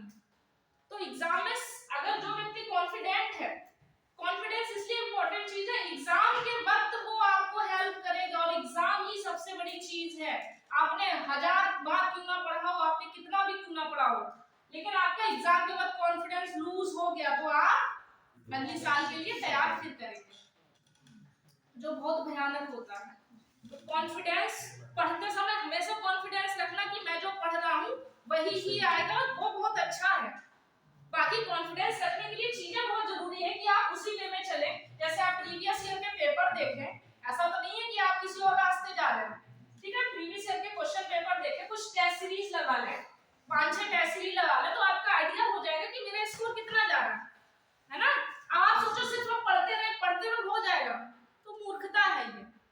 करके बैठी हूँ इसलिए बता रहा हूँ। देर से समझ में आया मुझे, आप ना करें ऐसा। मेरी शुभकामनाएं हैं आप सभी के साथ। ठीक, लिखिए। एक क्वेश्चन और था कि बोलो। प्रिपरेशन के टाइम लोगों से सेपरेशन सही है या नहीं? अब वो मैटर करता है किस वक्त। अगर हम पढ़ रहे हैं तो फोन साइलेंट रखिए, किसी से कुछ मत। अगर आपके सच्चे दोस्त हैं बोलिए बोलिए अभी मैं पढ़ रही हूँ या पढ़ रहा हूँ, तो बाद में बात करते हैं। बात करने का तो अलग है, लेकिन ये है कि बिल्कुल सेपरेट कर लेना चाहिए। अगर आपको ऐसा लगता है कि आपका कॉन्फिडेंस लूज नहीं हो रहा है सेपरेशन के बाद, आप अवसाद में नहीं आ रहे हैं और आप कर ले जा रहे हैं, तो ओके, मैटर कॉन्फिडेंस का है। आप चाहे अकेले रहे चाहे 10 के साथ रहें। तो मैं मेरा बता रही हूँ कि मेरा कॉन्फिडेंस बहुत लूज हो गया था। मैंने इतना पढ़ा, मुझसे ज्यादा शायद किसी ने नहीं पढ़ा होगा। मैं मोबाइल में भी अपनी चीजें रिकॉर्ड करके कान में लगा के सुनती थी। थोड़े दिन बाद मेरे घर वाले कहने लगे बेटा आप पागल ना हो जाना। तो ऐसे नहीं करना, मतलब मेहनत करो, ये मेहनत बहुत जरूरी थी। मैंने इतनी मेहनत की, उसका रिजल्ट मुझे मिल रहा है, भविष्य में भी मिलेगा। लेकिन एक होता है ना कि आप अवसाद में नहीं है, आपको कॉन्फिडेंस लूज ना हो। जैसे जो गलतियां की हैं अपनों से सीख लो, जो आपके बड़े हैं या जो आपको एक सलाह दे रहे हैं सीख लो, तो गलतियों के चांसेस बहुत कम हो जाते हैं। समझे? नेक्स्ट हेडिंग डालिए, समितियां। एक सदस्य मतलब मेरा एक सलाह है, जितने भी बच्चे तैयारी कर रहे हैं, सबसे बड़ी कमी यहाँ पे ये देख रहे हैं कि मतलब आप पढ़ाती हैं, कोई भी चीज है तो वो मन में बिठा के बैठते हैं, किसी भी चीज को पूछते क्यों नहीं। जैसे हमने पिछले 2-3 क्लासों में देखा, आपने कुछ चीजें बताई तो किसी ने क्यों नहीं पूछा। अगर अभी वही चीज हम पूछते हैं तो यही कह देगा कोई नहीं पूछा। जैसे मैंने पिछली बार बताई थी प्रीवी काउंसिल, संविधान आप पढ़ा रहे थे, प्रीवी काउंसिल यहाँ पे क्यों नहीं पूछा। इस छोटे छोटे ही तो शब्द हैं, आप जानकारी के लिए पढ़ रहे हैं संविधान के बारे में। तो मैं इस बात को कहती हूँ ना कि यही तो कॉन्फिडेंस लाता है। अगर आपको समझ में आ रहा है, ये भी तो हो सकता है कि बच्चों को समझ में आ रही है चीजें। तो समझ में आ रहा, अच्छी बात है। अभी जैसे आप संविधान पढ़ा रहे थे, इसमें अभी आपने जो नोट्स लिखवाई है तो बहुत सारी चीजें हमें जानकारी जहाँ तक है, जैसे आप हैं, है ना? जैसे आप सुन लीजिए, जैसे आपको बहुत सी चीजें पूछनी रहती हैं, आप मुझे आपने बाद में पूछ लीजिए, मैं 5 मिनट रुक जाऊंगी। ठीक है, बाकी बच्चों का जैसा बिहेवियर है कोई दिक्कत नहीं। तो मैं ये कह रहा हूं कि जैसे पूछना कंपलसरी, आप पूछिए, कोई दिक्कत नहीं। तो अभी आपने जो लिखवा रहे हैं तो इसमें जो कोई चीज बनती है तो उसके पहले प्रक्रिया भी होगी, कोई नियम कानून कायदा। जैसे आपने अभी वो प्रारूप मतलब कुछ समितियां भी रही होंगी। हाँ, तो मैं वही तो अभी मैं हेडिंग डला दूं ना समितियां। जैसे इससे पहले मार्च 1946 में जो कैबिनेट मिशन आता है, उसके बाद फिर माउंटबेटन योजना भी आती है, और कल आपने लिखवाया था उद्देश्य प्रस्ताव जवाहरलाल नेहरू द्वारा जो पेश अच्छा, किया। आप मुझे एक बात बताइए, जैसे माउंटबेटन योजना है, स्पेशली ये हिस्ट्री का टॉपिक है, मैं पॉलिटी को रिलेटेड लिखा रही हूँ कि इससे आपसे क्वेश्चन बाहर नहीं आएगा, इतना विश्वास रखिए आप। ठीक है मैम, हम लेकिन पॉलिटी आपने कल आपने बताया था अंतरिम सरकार का गठन होता है। अंतरिम सरकार में कुछ सदस्य भी होते हैं, फिर उसके बाद महिलाओं की भी संख्या होती है, जैसे कि 2000 थोड़ा सा सबर रखेंगे तो नहीं हम वो चीज नहीं कह रहे। तो मतलब जैसे उद्देश्य प्रस्ताव था जवाहरलाल नेहरू द्वारा पेश किया गया, तो उसमें कभी-कभी पूछ लेता है कि कितने अनुच्छेद थे उद्देश्य प्रस्ताव में जी। तो मैं वही तो कह रही हूं, थोड़ा सबर रखिए, मैं सारा लिखाऊंगी। नहीं आप लिखाएंगे तो मतलब एक चीज है, जैसे आपने वही चीज आपने कल आपने उद्देश्य प्रस्ताव बता दिया, अब ये चीज आगे चल के लिखाएंगे ना, तो एक चीज वो कीजिए, तो वो आप आगे लिख लीजिएगा। जैसे उद्देश्य प्रस्ताव एक जैसे आगे जितनी भी इसकी इंपॉर्टेंस होगी मैं उसको उतना बता दूंगी जी। मैंने पहले ही कहा कि आपको अगर ऐसा लग रहा होगा कि मैं बहुत बड़ी व्याख्याता हूं या मैं मुझे बहुत बड़ा एज अ लेक्चरर है, तो मैंने पहले ही कंफर्म कर दिया। मैं बस एग्जाम से रिलेटेड चीजें ही लिखवा पाऊंगी और वही समझा पाऊंगी। अगर आप मुझसे बहुत डीपली या बहुत ऐसे क्वेश्चन जो नहीं आते हैं मैंने उन पे फोकस नहीं किया, सीधी सी बात है। वैसे तो मैं बहुत कुछ आएगा इसमें, बता दिया अंतिम सरकार है तो सब आएगा, एक पार्ट आएगा उसमें। हाँ बहुत सी चीजें आएंगी, तो थोड़ा सब्र रखिए बस। अभी आपने जहां तक अपने में भी देखा था कि ये जो संविधान खंड तैयार होता है उसमें 284 सदस्य जो हस्ताक्षर करते हैं, तो 284 सदस्यों के साथ में महिला सदस्यों की संख्या कितनी थी? थोड़ा सा रखिए ना। कितनी? और 284 में ये नहीं पूछेगा कि 284 में महिलाओं की संख्या कितनी थी, ये पूछ लेगा कि संविधान सभा में महिलाओं की। अब आप जैसे उस दिन भी आपने जो मुझसे क्वेश्चन किया था, उस क्वेश्चन का कोई तुक नहीं था कि इससे पहले उस प्रोसेस को क्या कहते थे, मतलब कोई मतलब नहीं था इतना। मतलब आपको ये पता होना चाहिए कि मुझे पूछना भी क्या है ना? आप अगर कुछ भी पूछेंगे तो कोई भी टीचर नहीं बता पाएगा। हो सकता है कोई बता ले, पर मेरे जितना मेरे बस में होगा मैं उतना बताऊंगी, ठीक है ना? तो बाकी मुझे लग रहा है कि जब मैं समझाती हूँ तो मैं 10 समझ में आया या नहीं आया? तो आपको क्या लग रहा है, एक बहुमत अगर कह रहा है समझ में आया तो मैं उस पर विश्वास करती हूँ। आप लोग का थोड़ा सा कभी कभी आगे बढ़े। देखिए समितियां समितियां समितियां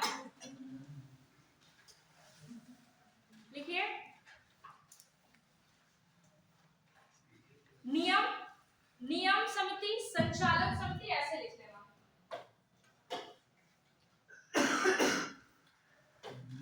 जैसे आपने डाला ना समितियां,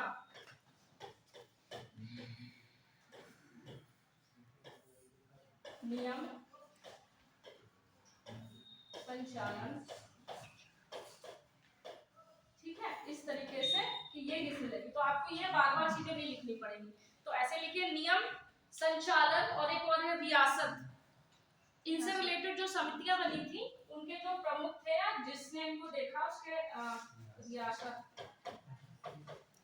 ऐसे इन तीनों के लिख लीजिए कौन थे वो लिख लीजिए।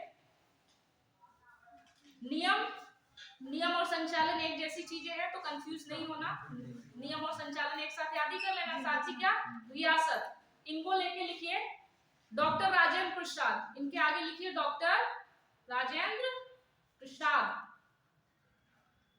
ऐसे फिर 3 पॉइंट बनाइए, समझ पाए इसी को कैसे लिखना है। ऐसे फिर पॉइंट बनाइए संघ समिति, संघ समिति,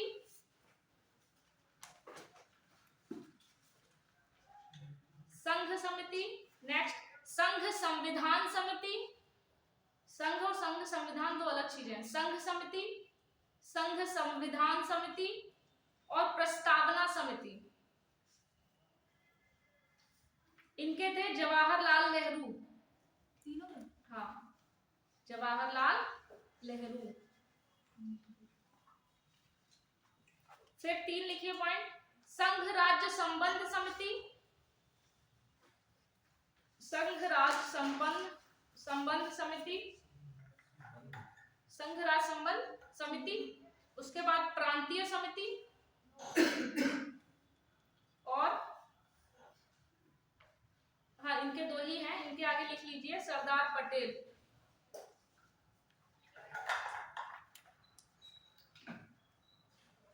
सरदार पटेल। नेक्स्ट और मोस्ट इंपॉर्टेंट मूल अधिकार एवं अल्पसंख्यक सलाहकार समिति। मूल अधिकार एवं अल्पसंख्यक सलाहकार समिति के अध्यक्ष भी कौन थे? सरदार पटेल।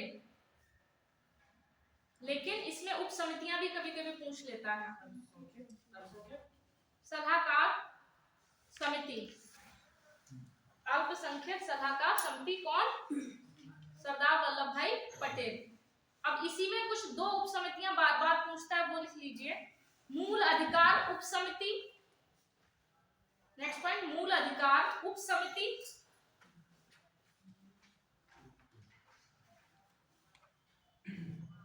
इसके थे जेबी कृपलानी। जेबी कृपलानी और भी किसी के थे, याद है किसी को? हाँ झंडा समिति। जेबी कृपलानी के साथ कोष्टक में लिख लेना झंडा समिति के भी थे। नेक्स्ट लिखिए अल्पसंख्यक की उप समिति के जो थे प्रमुख थे वो थे एच.सी. मुखर्जी। तो इस चीज में कंफ्यूज मत होना, जब मूल अधिकार और अल्पसंख्यक अधिकार दोनों की एक साथ बात पूछी जाए तो कौन थे? सरदार वल्लभ भाई पटेल। अल्पसंख्यक समिति के कौन? उप समिति के, ये उप समिति है, ठीक है, एच.सी. मुखर्जी।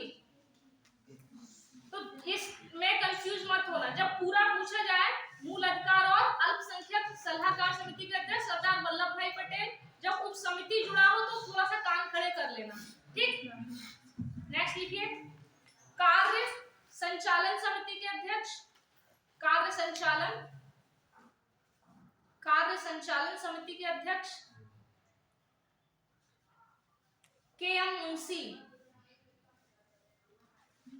के.एम. मुंशी और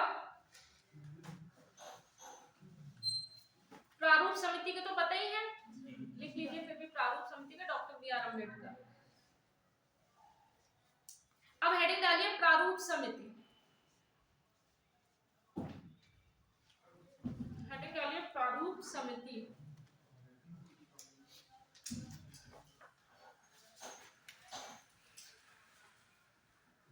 ठीक, हेडिंग डाल गई? Yes ma'am. चलिए लिखिए, गठन लिखिए, बस केवल हेडिंग मतलब पॉइंट डाल डाल के लिखिए ताकि पूरा ना लिखना पड़े। जैसे गठन हो गया, सदस्य हो गया, है ना, मान्यता हो गई, ऐसे करके चीजें लिखिए। पूरा वो मत लिखना, आप क्या कहते हैं उसको, आला, केवल गठन। गठन लिखिए, पहले गठन के आगे लिखिए 29 अगस्त 1947, 29 अगस्त 1947 रिपोर्ट पेश की, या रिपोर्ट डैश करके लिख लो। कब? अभी बताया था इससे पहले, 21 फरवरी 1948, 21 फरवरी 1948। फिर लिखे सदस्य 1 + 6 = 7, जो 1 है वो अध्यक्ष की बात हो रही है, ठीक है। 1 + 6 = 7 लिखिए। अब सदस्य लिखिए, उसके जैसे ऐसे पॉइंट डाल के ऐसे ऐसे, ये ऐसे ऐसे, ठीक। लिखिए पहले डॉक्टर भीमराव अंबेडकर, कोष्टक में अध्यक्ष, डॉक्टर भीमराव अंबेडकर, कोष्टक में अध्यक्ष। नेक्स्ट कृष्ण स्वामी अय्यर, कृष्ण स्वामी अय्यर।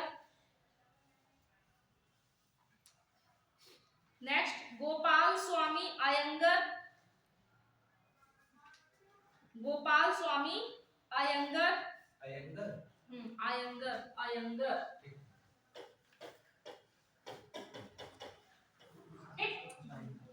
Next KM. मुंशी, कभी कभी पूछ लेता है के.एम. मुंशी जो थे वो कहाँ से थे, मतलब इसको कोष्टक में लिखना है, ये कांग्रेस के सदस्य के रूप में थे, ठीक है। कांग्रेस लगा देना आगे। कांग्रेस की तरफ से अगर प्रारूप समिति में कोई था तो वो कौन था? के.एम. मुंशी। नेक्स्ट लिखिए कांग्रेस कोष्टक में लिख लीजिए, कांग्रेस की तरफ से थे। नेक्स्ट लिखिए कौन से है ये, 1 2 3 4 5 में ना। सैयद मोहम्मद सादुल्ला, सैयद मोहम्मद सादुल्ला, ये मुस्लिम लीग की तरफ से थे। सादुल्ला, सादुल्ला कंफर्म ना कि कोई मुस्लिम लीग की तरफ से अगर कोई प्रारूप में था तो सादुल्ला साहब थे, और कांग्रेस की तरफ से मुंशी जी। नेक्स्ट लिखिए बी.एल. मित्रा, बी.एल. मित्रा, बी.एल. मित्रा, इनके आगे लिख लीजिए इन्होंने त्याग पत्र दे दिया था। 2 सदस्य ऐसे थे जिन्होंने त्याग पत्र, जो किसी वजह से छोड़ के चले गए, तो उनकी जगह जो 2 नए सदस्य है वो पूछ लेता है। बी.एल. मित्रा, इन्होंने त्याग पत्र दे दिया था और इनकी जगह एम. माधव राव ने स्थान ग्रहण किया। एम. माधव राव ने स्थान ग्रहण किया। ये स्टार लगा लेना, ये बार बार पूछता है, ठीक। नेक्स्ट थे डी.पी. खेतान, डी.पी. खेतान, इनकी मृत्यु हो गई थी। कब नहीं पूछेगा, इनकी मृत्यु हो गई थी। इनके स्थान पर डी.पी. खेतान, कोष्टक में लिखना, इनकी मृत्यु हो गई थी, इनके स्थान पर Krishnamachari, TT. Krishnamachari, TT. T for tiger, TT. Krishnamachari, Krishnamachari.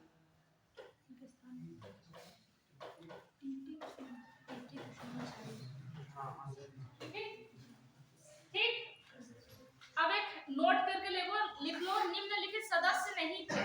ये कभी कभी पूछ लेता है, ऐसे पूछ लेगा निम्न में कौन सदस्य नहीं थे, तो ये वाले नाम डाल दिए जाते हैं। तो ये पहले याद करना कि ये सदस्य पूछे गए थे और ये नहीं है।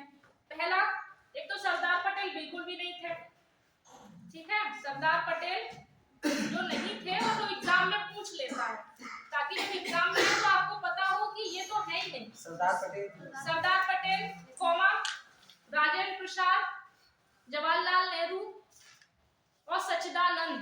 तो इनमें कंफ्यूज नहीं होना और यही डाल देगा एग्जाम में, ठीक? कंफर्म? कोई समस्या, कोई दिक्कत? राजेंद्र प्रसाद, जवाहरलाल नेहरू, अंबेडकर जी, अरे सॉरी अंबेडकर जी कह रहे, सरदार पटेल, ठीक ठीक। ये चार होते सच्चिदानंद सिन्हा। अब हेडिंग डालिए अंतरिम सरकार। अंतरिम सरकार,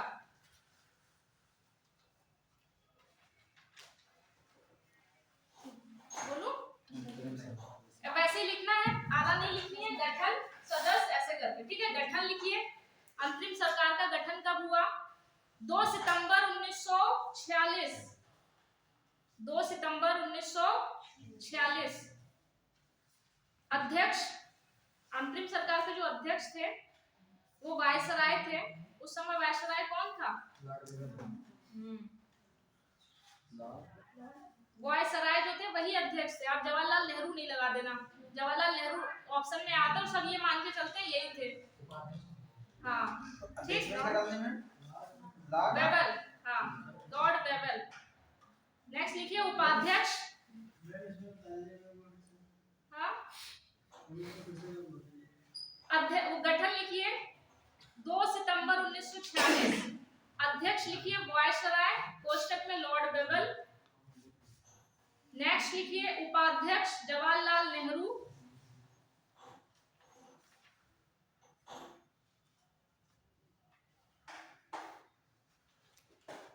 ठीक है, ये उपसभापति थे, कोष्टक में उपसभापति। साथ ही साथ ये प्रधानमंत्री भी थे, साथ ही साथ विदेश मामले भी देख रहे। तो ये लिख लो जवाहरलाल नेहरू अंतरिम सरकार के तहत क्या क्या थे? उपसभापति थे, पीएम थे, कौमा विदेश मामले देख रहे थे, पीएम और विदेश मामले, ठीक है? गृह मंत्री लिखिए वल्लभ भाई पटेल। गृह मंत्री वल्लभ भाई पटेल। रक्षा मंत्री उस समय अंतरिम सरकार में जो बनाए गए, लिखिए बलदेव सिंह, ठीक? बलदेव सिंह, बलदेव। गृह मंत्री वल्लभ भाई पटेल हो गए। रक्षा मंत्री, गृह मंत्री बोला है ना, वल्लभ भाई पटेल हो गए। हाँ। उसके बाद रक्षा मंत्री बलदेव सिंह, ठीक? नेक्स्ट लिखिए शिक्षा मंत्री। शिक्षा मंत्री सी गोपालाचारी, सी गोपालाचारी। रेल मंत्री, रेल मंत्री अशफाक अली।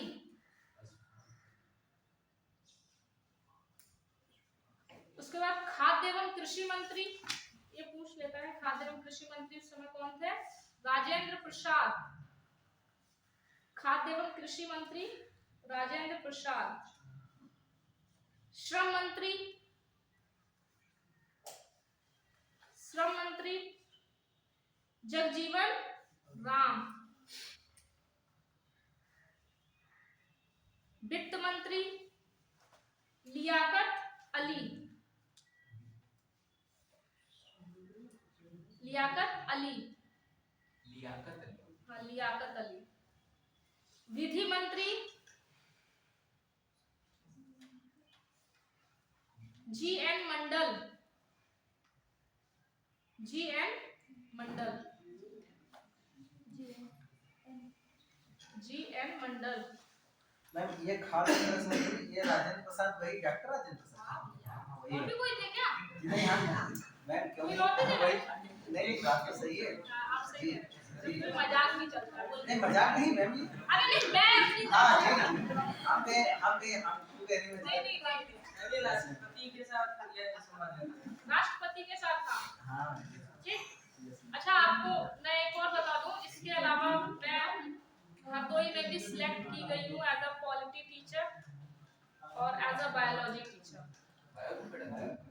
बायो से बीएससी हूँ भाई, ठीक है, तो बधाई तो दे दो। संडे हम लोग जाने हैं। अच्छा हाँ, मुझे ऐसा लगता है ना कि आप लोगों के भी, आप व्हाट्सएप ग्रुप में आप लोगों को भी बोलने की जरूरत है। जैसे मैंने कोई मैसेज डाला, किसी भी टीचर ने मैसेज डाला तो एकदम सन्नाटा बना रहता है। दो क्वेश्चन बोलने लगे थे। हाँ? आपस में बात करने लगे। तो ये तो संवेदनशीलता और ये तो आपकी समझदारी है ना कि आपको आप अगर ऐसा कुछ किया जाए तो आप ऐसा कुछ ना करें। लोग ज्यादा लोग बात करने लगे थे। पुराना कोई कुछ डाल रहा था। अच्छा, कौन कौन टेलीग्राम चलाता है? मैं तो सोची बाप। तो हम एक काम करेंगे, मैं एक लिंक शेयर करूंगी टेलीग्राम के लिए, तो मेरे सब्जेक्ट के लिए उसमें जुड़ जाना। कोई भी चीज होगी मैं बता दूंगी। कुछ अगर कुछ एक्स्ट्रा चीजें हो, जैसे कुछ टेस्ट सीरीज है लखनऊ की, वो बहुत बेहतर है, तो मैं अपनी तरफ से वो सेंड कर दूंगी, ठीक है। जैसे मैंने परचेस कर रखी है, तो अब आप लोगों को परचेस करने की जरूरत नहीं है। दोनों लैंग्वेज में डालिएगा। हाँ हाँ, दोनों में डाल दूंगी, ठीक। वो दोनों में ही होगी, टेस्ट सीरीज जब भी लेते हैं ना तो दोनों लैंग्वेज में होती है, ठीक।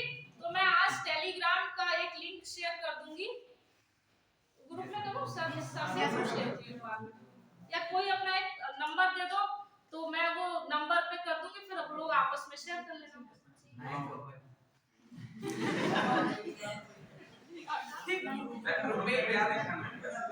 है ना, मेरा नंबर है ना 88 करके जो वाला नंबर है, वो टेलीग्राम पे जुड़ा हुआ है। 88 है 89 है, पता नहीं। मैं एक बार बोल दूंगी। रिसेंटली ज्वाइन किया है। मैंने, अरे मैं बहुत पुरानी टेलीग्राम, नहीं, नोटिफिकेशन में तो रिसेंटली किया था। वो हमने कब लास्ट सीन किया वो आपको दिखा देंगे अभी जल्दी में। एक महीने से ज्यादा हो जाता तो लिख के आ जाता है कि मतलब लॉन्ग टाइम में बंद ऐसे करके, ठीक। तो टेलीग्राम बहुत अच्छा है, उसमें क्या होता है ना, बहुत सारी चीजें शेयर कर सकते हैं, तो इसको करते हैं। मैं ये सोच रही थी, लेकिन जब मैं देखती हूँ व्हाट्सएप पे हम लोग बोलते रहते हैं, आप लोग का जैसे गणतंत्र दिवस की शुभकामनाएं दी गई थी, एकदम चुप थे तुम लोग, मुझे बड़ा हाँ राइट टू स्पीच था, बताओ छीन ली हमने उसी दिन, ठीक। तो आप लोग ऐसा करते होंगे, इसीलिए ऐसा किया गया है। कुछ लोग करते हैं जिसमें कुछ भी बातें करते हैं। जहां जिसने कुछ भी बातें की तुरंत वो ग्रुप से लीव होता जाएगा, उसे मैं ब्लॉक कर दूंगी। जो आते नहीं वही करते हैं। तो आपने बहुत बड़ी बात कह दी, जो आते नहीं है वही करते हैं। हाँ, तो बनाऊं या नहीं बनाऊं? बना लेते ना, इसमें हम और आप जुड़े रहेंगे, हैं? एक एज अ फैमिली मेंबर्स की तरह हो गए आप सभी मेरे। तो ठीक है, मैं बनाती हूँ, मैं ग्रुप का सेंड कर दूंगी, सब कुछ कहेंगे तब देखेंगे बाद में। चलिए लिखिए,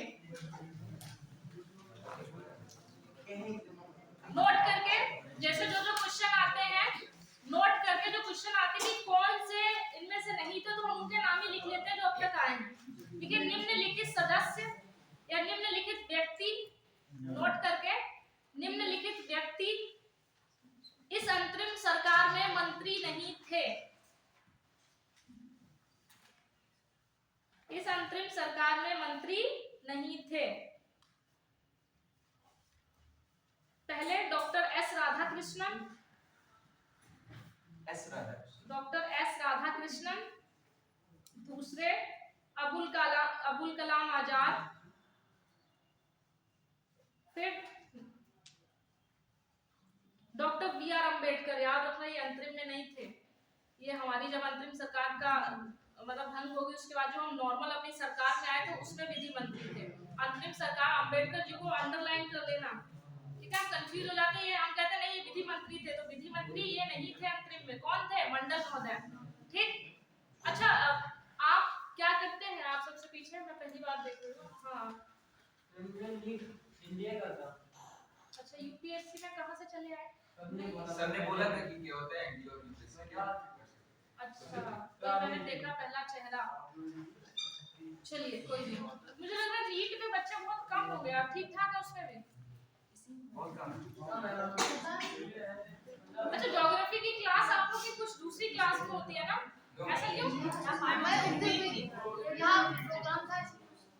प्रोग्राम यही होते हैं सारे, क्यों प्रदर्शित नहीं किया गया है। चलिए लिखिए, तो लिख लीजिए, डॉक्टर बी आर अम्बेडकर पहले स्वतंत्र विधि मंत्री थे, स्वतंत्र थे, वो किसी अंतरिम सरकार में नहीं थे, ठीक है। नोट करके, पहले बी आर अम्बेडकर पहले स्वतंत्र भारत के विधि मंत्री थे, स्वतंत्र भारत के विधि मंत्री थे।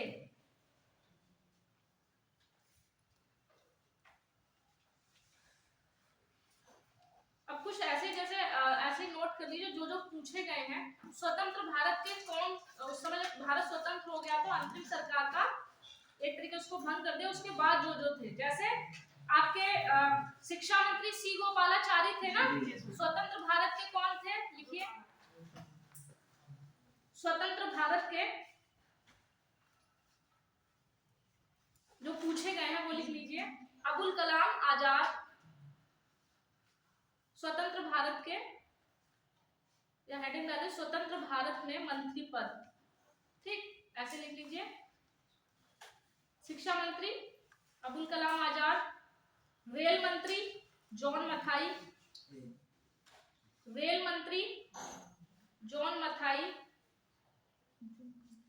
John Mathai, Mathai Mathai John Mathai. स्वास्थ्य मंत्री अमृता कौर,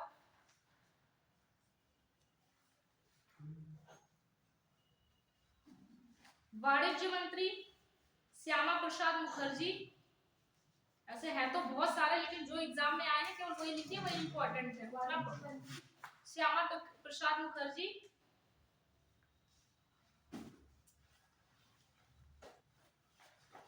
खाद्य और कृषि मंत्री वही थे, राजेंद्र प्रसाद साहब ही। श्रम मंत्री भी जगजीवन राम ही जी थे। खाद्य एवं कृषि मंत्री लिख लीजिए, राजेंद्र प्रसाद ही रहे हैं, स्वतंत्र भारत के भी। नेक्स्ट, श्रम मंत्री जगजीवन राम।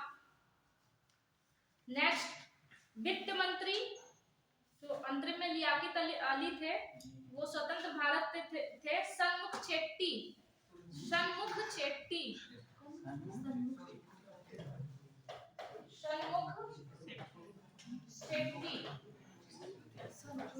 कभी कभी नाम याद ना हो तो पीछे का याद कर लो। ये कौन से मंत्री हैं?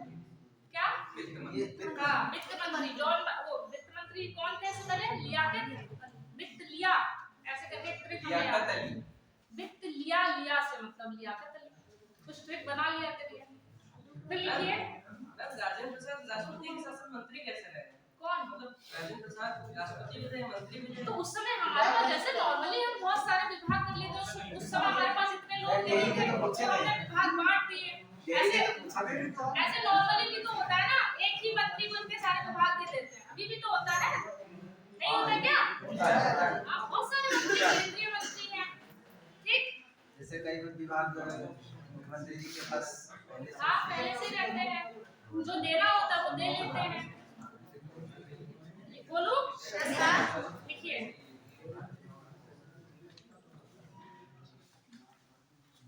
अच्छा वो लिख लिया था। अच्छा, कल मुझे किसी ने बोला था मेंस के क्वेश्चन के लिए कि आप थे, अच्छा मेंस के क्वेश्चन के लिए आप लोग पहले तो एक वो ले लो, एक अनसॉल्व पेपर आता है शिल्पी का, अब तक के जितने भी 18 से ही स्टार्ट हुआ है लिखित के लिए, तो वो ले लो, तो उसके बाद समझ में आएगा। जब हम थोड़ा सा संविधान पढ़ लेंगे, जैसे इससे इतने ज्यादा क्वेश्चन मेंस में नहीं बनते है ना, मेंस में जो क्वेश्चन बनते हैं वो बहुत ही अलग टाइप के बनते हैं, तो आपको समझ में आ जाएगा। फिर वो मैं एक एक करके दिया करूंगी, देखूंगी किसने पहले, बता दूंगी एग्जैक्टली मेंस की फॉर्मेटिंग क्या होनी चाहिए, है ना। जैसे नॉर्मली जो होता है, एक हमारे पास ये पेज होता है, ठीक, हमें हमेशा यहाँ से स्टार्टिंग करनी चाहिए, 2 लाइनों में, 2 या 3 लाइनों में घूमकर कोशिश कीजिए आपकी 2.5 लाइन में खत्म हो जाए। उसके बाद जो भी आप फिगर आउट करें, चाहे तो आप ऐसे फिगर आउट करते हैं, कोई भी फिगर बना दिया जैसे XYZ, इसके सामने ऐसे करके पॉइंट बना दिए, है ना, ऐसे कर सकते हैं। या जैसे आपने इधर फिगर नहीं बनाया है, और हमेशा जो भी फिगर बनाए उसको कोशिश करो उसको बॉक्स में बंद कर दें, ज्यादा अच्छा लगता है। या फिर आपने उसको बीच में बना दिया, ठीक। उसके बाद बाकी का लिख दिया। और जब भी पेज जो होता है पेज के नीचे तक कभी नहीं लिखना चाहिए, हमेशा इतनी लाइन ऊपर और इतनी ही लाइन लगभग नीचे छोड़नी चाहिए। तो ये मेंस को लिखने का एक तरीका है, समझ रहे हैं आप। जैसे मेंस के टॉपर्स की कॉपी या बाकी जितने भी कैंडिडेट उनकी कॉपी देखा करो तो एक आइडिया लग जाएगा। अच्छा ऐसा कॉपी जितने भी एग्जामिनर होते हैं वो कॉपी को देखते हैं, जो कॉपी अच्छी होती है तो माइंड ज्यादा अच्छा लिखा होगा, है ना। जैसे नॉर्मली भी हमें कोई चीज अच्छी लगती है तो हम उसको पहले से माइंडसेट बना लेते हैं कि व्यक्ति ने अच्छा लिखा होगा, ठीक है ना। तो वैसे कॉपी को साफ रखें, कम लिखने की कोशिश करें। जैसे होता है ना आप लोग जब पॉइंट्स लिखते हैं ना तो आप लोग ज्यादा लिखते चले जाते हैं, तो वो नहीं करना है। जैसे फॉर एग्जांपल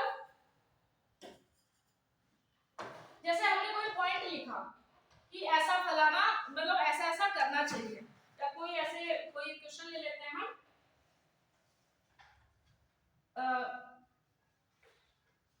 या नॉर्मली आप हम कोई ऐसी पॉइंट ही ले लेते हैं। जैसे आप कोई पॉइंट आया आपने लिखा महिला सशक्तिकरण होना चाहिए, है ना। इसके तहत महिला सशक्तिकरण होगा, तो ऐसा कुछ नहीं, डायरेक्ट लिख दो यहाँ पे उद्देश्य महिला सशक्तिकरण, ठीक ना, महिला सशक्तिकरण। तो ये हमको जितना पॉइंट में कम लिखेंगे उतना ज्यादा अच्छा रहेगा, ठीक है, ठीक, समझ पाए। हाँ, फिर अब हम उसके बाद नेक्स्ट हमारा टॉपिक स्टार्ट होगा संविधान के स्रोत, उसको हम नेक्स्ट टाइम पे करेंगे, ठीक है। तो मेंस को लिखते समय इन सारी चीजों का विशेष ध्यान रखेंगे, ठीक है। और प्री के लिए ये जो नोट्स हैं जो भी लिखाया जा रहा है समझाया जा रहा है इससे बाहर कुछ नहीं आएगा। बाकी जितने भी एक्स्ट्रा चीजें होंगी तो मैंने जैसे बोला टेलीग्राम का ग्रुप बना लेती हूँ मैं, अभी सर भी है, मैं सर से भी बात करूंगी इस विषय में, ठीक है। और अभी थोड़ा सा रिवीजन कर लीजिए फिर मैं पूछ लेती हूँ एक बार, क्योंकि आप जो संविधान के स्रोत लिखाएंगे वो बहुत बड़ा टॉपिक है, उसको हम बाद में देखेंगे।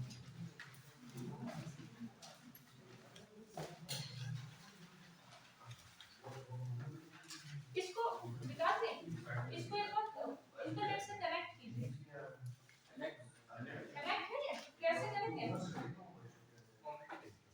अभी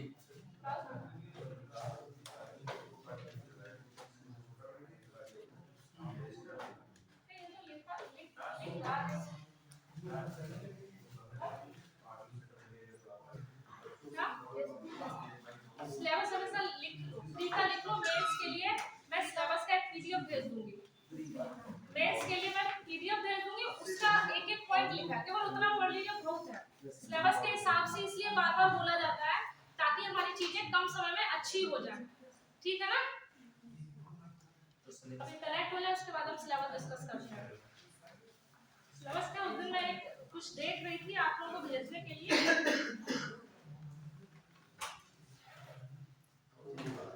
मेंस में एग्जांपल वो लिखने पड़ते हैं, उसके लिए न्यूज़पेपर पढ़ी। किसने वो जनसत्ता वाला डाउनलोड किया था, उसका जो पोर्शन है ना जिसमें थॉट्स आते हैं, पूरा व्याख्या आती है किसी मुद्दे पे आती है, वो बहुत अच्छी रहती है। उसको देखना जरूर, लेकिन अपनी राय जरूर रखना। देखो कोई भी पेपर होता है वो अपनी चीजें रखता है, या कोई भी लेखक है वो अपनी बातें रखता है। आपका तरीका क्या होना चाहिए कि आप उस चीज को आप कैसे देखते हैं, क्या जो सामने वाला कह रहा है वो सही है या नहीं है। बाकी को अच्छा कहते हैं, नो डाउट, हमेशा जो भी आयोग है हम जिसकी तैयारी करते हैं हमें अच्छा ही लिखना होता है, ठीक है। तो अभी मैं वो उसको शेयर कर देती हूँ, मैं टेलीग्राम ग्रुप अभी बना देती हूँ। एक चीज सही करवा लीजिए, अभी आपने जो उत्तरी सरकार में रेलवे परिवहन मंत्री लिखवाया वो अशफाक अली ना होगा, अरुणा आसफ अली। किसका परिवहन? अरुणा आसफ अली मैंने किस में लिखा ली? रेल मंत्री में लिखा है ना। नहीं, अशफाक अली लिखवाया आपने, अशफाक अली लिखे हैं।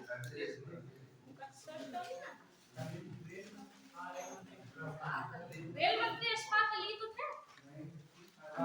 रेल एवं परिवहन। अच्छा तो कर लीजिए, मैं इसको देख लेती हूँ। अशफाक अली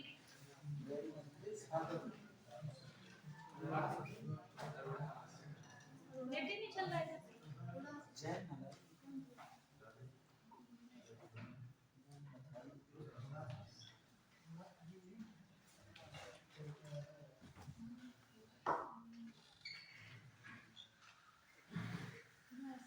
सर तो इसमें ये कह रही थी कि बच्चों के लिए कुछ मुझे चीज़ें भेजनी होती हैं, बच्चों से कांटेक्ट करना रहता है, तो मैं टेलीग्राम में ग्रुप बना लेती हूँ, तो उसमें कोई मुझे नहीं लगा दिक्कत होनी चाहिए।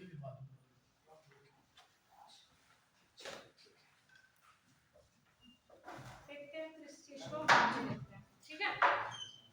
ठीक, क्या किया जाए, स्रोत लिखा दिया जाए फास्ट, हो गया क्या कनेक्ट?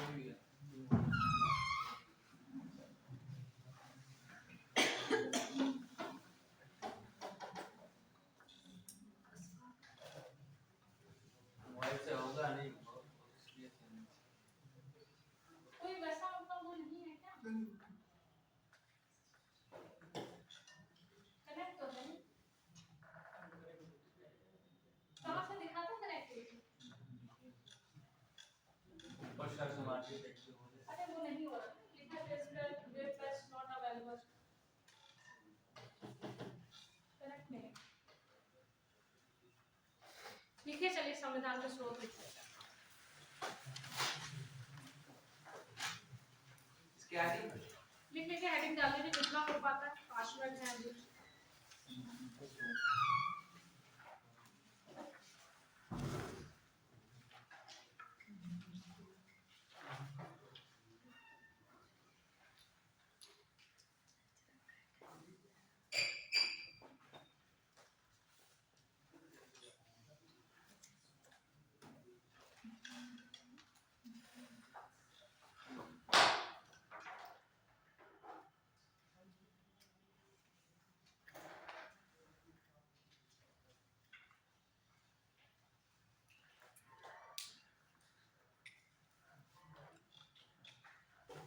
देखिए स्रोत,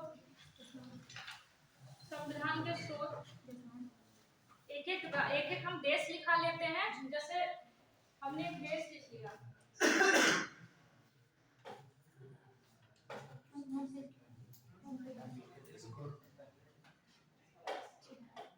मैम सेकंड लास्ट नीचे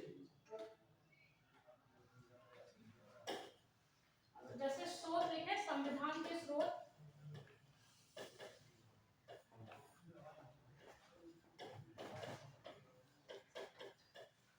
उसमें हम एक एक देश देखेंगे पहले, ठीक है। अमेरिका जैसे, ठीक है ना, तो अमेरिका से हमने क्या क्या लिया, जैसे ऐसे करके इतनी सारी चीजें एक ही देश से हमने क्या क्या लिया, ठीक, ऐसे लिखिए। मैं तब तक ये थोड़ा सा सर्च कर लूं।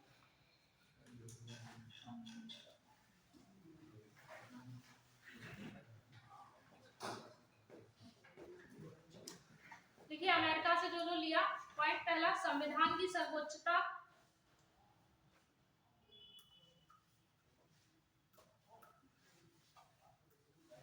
नेक्स्ट उद्देशिका का विचार,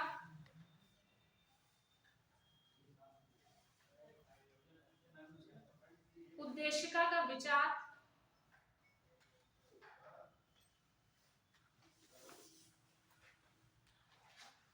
दूसरा स्वतंत्र न्यायपालिका, स्वतंत्र न्यायपालिका,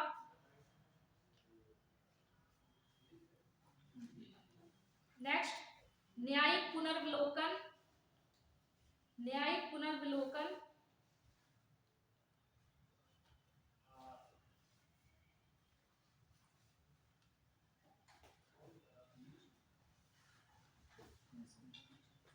उसके बाद नेक्स्ट राष्ट्रपति पर महाभियोग, राष्ट्रपति पर महाभियोग,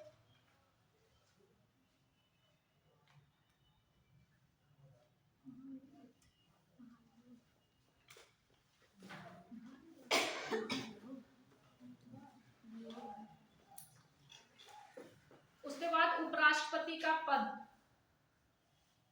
6 चीजें हमने अमेरिका से ली हैं और इतनी ही पूछी जाती हैं, ठीक है। नेक्स्ट लिखिए, ऐसे लिखिए ब्रिटेन, ऐसे ब्रिटेन करके ऐसे ऐसे करके लिख लीजिए ब्रिटेन।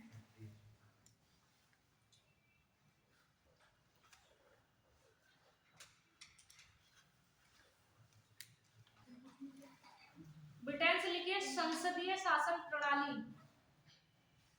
मतलब संसद की जो शासन प्रणाली है वो हमने लिए। संसदीय शासन प्रणाली, एकल नागरिकता,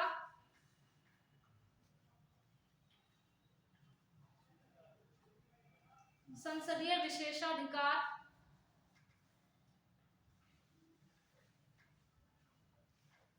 संसदीय विशेषाधिकार,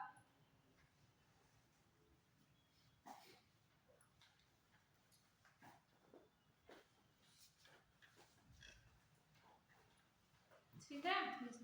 और सबसे बड़ा विधि का शासन, विधि का शासन।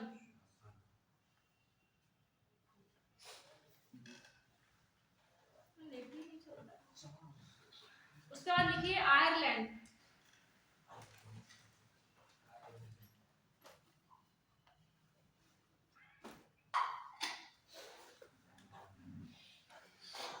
नीति निर्देशक तत्व, नीति निर्देशक तत्व,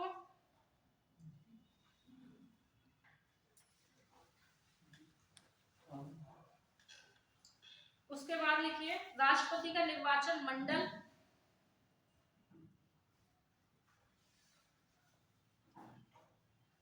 साथ ही राज्यसभा में राष्ट्रपति द्वारा 12 सदस्यों को मनोनीत करना।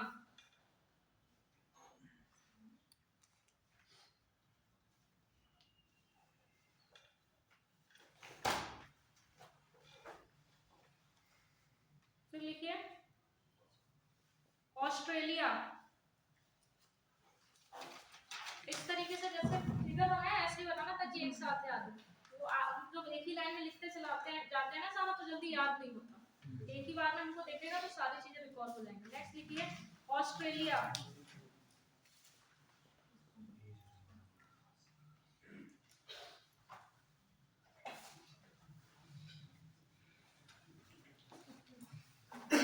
लिखिए प्रस्तावना की भाषा, प्रस्तावना की भाषा,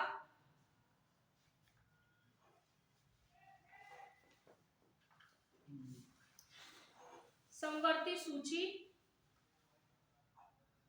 वित्त आयोग, वित्त आयोग,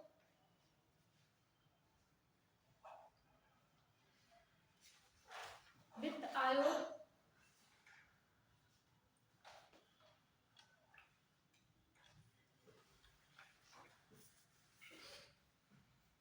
और संयुक्त अधिवेशन, इंपॉर्टेंट है संयुक्त अधिवेशन।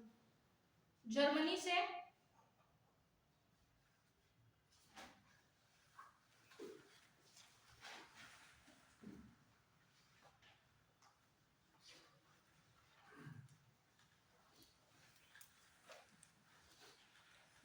से हमने क्या लिया, आपातकालीन प्रावधान।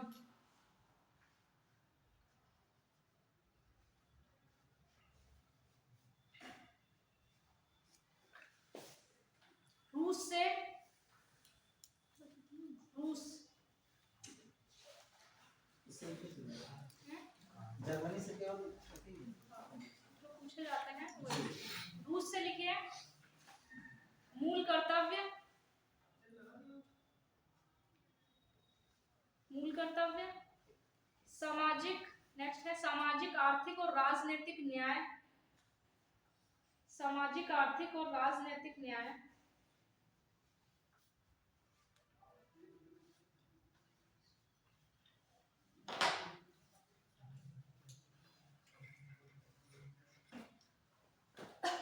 फिर कनाडा संघीय व्यवस्था, कनाडा से संघीय व्यवस्था,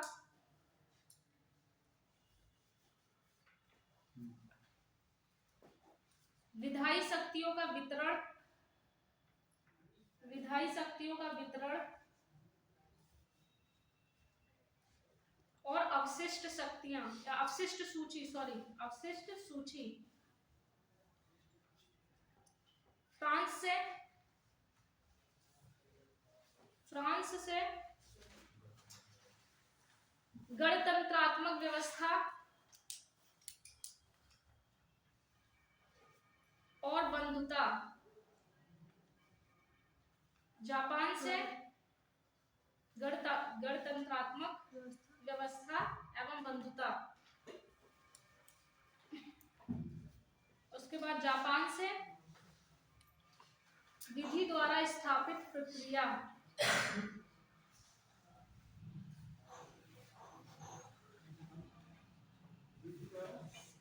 स्थापित प्रक्रिया जगह है क्या कनाडा के पास? हाँ, तो इसमें और लिख लें, राष्ट्रपति द्वारा सुप्रीम कोर्ट को दिया गया परामर्श। राष्ट्रपति द्वारा सुप्रीम कोर्ट से परामर्श। नेक्स्ट इसी से लिया गया, राष्ट्रपति के विचार के लिए राज्य के विधेयक को राज्यपाल द्वारा सुरक्षित किया जाना। कनाडा में ही हाँ, इसी में लिखना है नेक्स्ट में। राष्ट्रपति के विचार के लिए राज्य के विधेयक को राज्यपाल द्वारा सुरक्षित रखना।